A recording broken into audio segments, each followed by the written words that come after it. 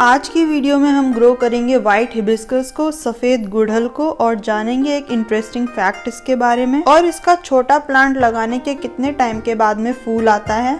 तो वीडियो पूरा अपडेटेड होने वाला है, तो बने रहिए वीडियो के साथ। और इन्फॉर्मेशन अगर आपको पसंद आती है तो लाइक किए बिना नहीं जाना और चैनल पे न्यू है तो सब्सक्राइब करना। तो मैंने ये छोटा प्लांट लिया है 30 रुपीज़ में नर्सरी से।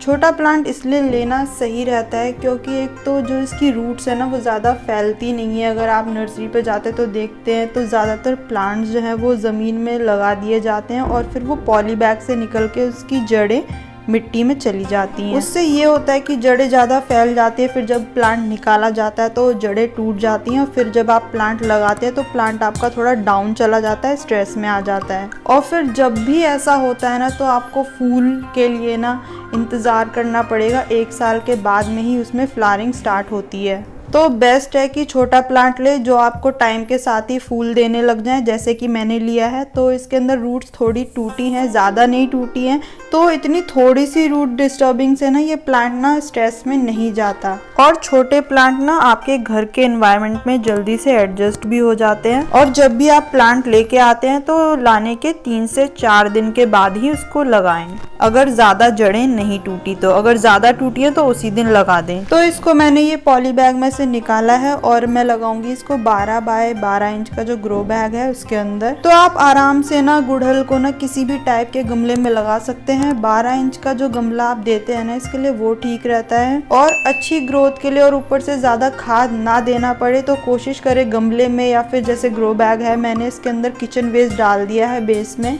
और जब तक ये डिकम्पोज होएगा, सड़ेगा, जब तक इसकी खाद बनेगी तब तक यहाँ पे इसकी रूट्स पहुंचेंगी तो इसको आराम से न्यूट्रिशन मिलते रहेंगे। इस प्लांट को आप ग्रो करने के लिए कैसी मिट्टी ले सकते हैं। अगर गमले में लगा रहे हैं तो वेल ड्रेन बनाएंगे ना तो वो सही रहता है। बारिशों के टाइम पे भी ये प्लांट आपका रखा रहता है ना तो कोई रूट रॉट वगैरह का खतरा नहीं होता है, क्योंकि उससे क्या होता है पानी ठहरेगा नहीं गमले के अंदर और ड्रेनेज होल होना तो बहुत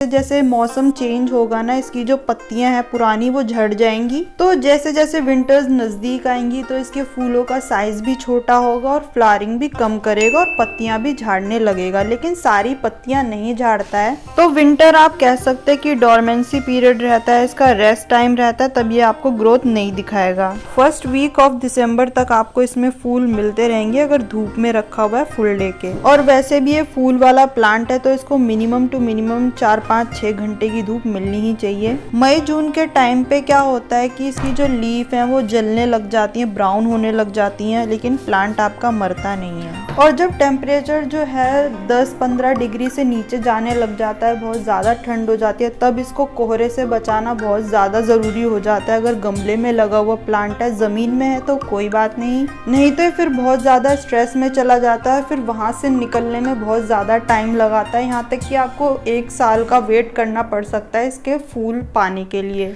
तो मेरा पिछला प्लांट जो था वो इसी मिस्टेक की वजह से सरवाइव नहीं हुआ, क्योंकि वो विंटर स्ट्रेस से निकला ही नहीं और मैंने टाइम से उसको देखा नहीं और फिर जब मैंने इसको रिपोर्ट किया तो थोड़ा लेट हो गया था, फिर सर्वाइव नहीं हुआ वो। तो वैसे तो ये प्लांट सारे मौसम को अच्छे से झेल लेता है, लेकिन विंटर्स में आप इसको प्लांट्स के बीच में रख देंगे ना तो ये कम स्ट्रेस में जाएगा और फिर अच्छे से स्प्रिंग सीजन में ना इसमें पत्ते और फूल आएंगे। और ज़्यादा प्लांट अगर स्ट्रेस में चला गया, आपको लग रहा है कि ग्रो हो ही नहीं रहा है, तो उसकी अच्छी ग्रोथ के लिए ना मार्च के एंड तक उसको रिपोर्ट कर दें, नहीं तो ये प्लांट आराम से आपका 3-4 साल एक गमले में लगे रह सकता है। और सबसे बड़ी बात जो गुड़हल में फेस होती है वो है वो पेस्ट अटैक, तो इसमें होता ही है, तो उसके लिए आप ना बच सकते हैं उससे। स्टार्टिंग से ही ना इस प्लांट को छिड़कते हुए पानी दें, स्प्रे करते हुए पानी दें, चाहे वो लिक्विड फर्टिलाइज़र है या फिर नॉर्मल जो पानी रहता है वो आप छिड़क के देंगे ना, कभी भी कोई भी पेस्ट अटैक नहीं होगा आपके गुड़हल के प्लांट पे।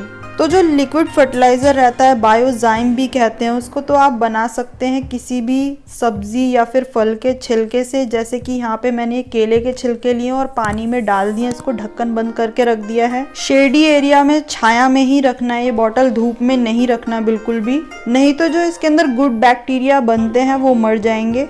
इसको बनाना है 10 भाग लेना है आपको नॉर्मल पानी और 1 भाग लेना है ये वाला लिक्विड, और फिर आप इसको मिट्टी में डाल सकते हैं। जब मिट्टी ऊपर की पूरी तरीके से सूखी हो तभी अच्छे से प्लांट जो है एब्जॉर्ब करता है इसके न्यूट्रिशंस को, और पूरे प्लांट को भी आप नहला दें।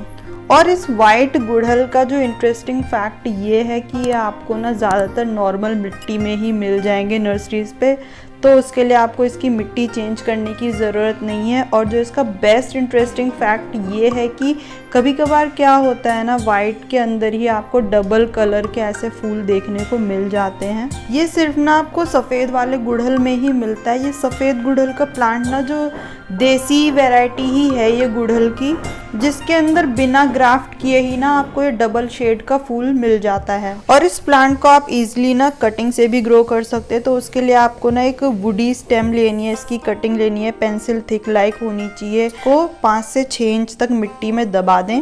तो कटिंग आप लगाएं फरवरी या फिर रेनी सीजन के टाइम पे, तब आपको बहुत ही ज़्यादा बेस्ट रिजल्ट मिलता है। और रख दें धूप में, लेकिन पहले इसमें पत्ते आते हैं और जड़ें बाद में बनती हैं। और फिर कटिंग लगाने के 3 से 4 महीने बाद फूल आ जाते हैं। तो इस वीडियो में इतना ही। वीडियो को पसंद आता है आपको तो लाइक करें, और ऐसी ही अपडेटेड वीडियोस मेरे चैनल पे आती रहती हैं, तो चैनल पे न्यू है तो सब्सक्राइब करें। Thank you for watching.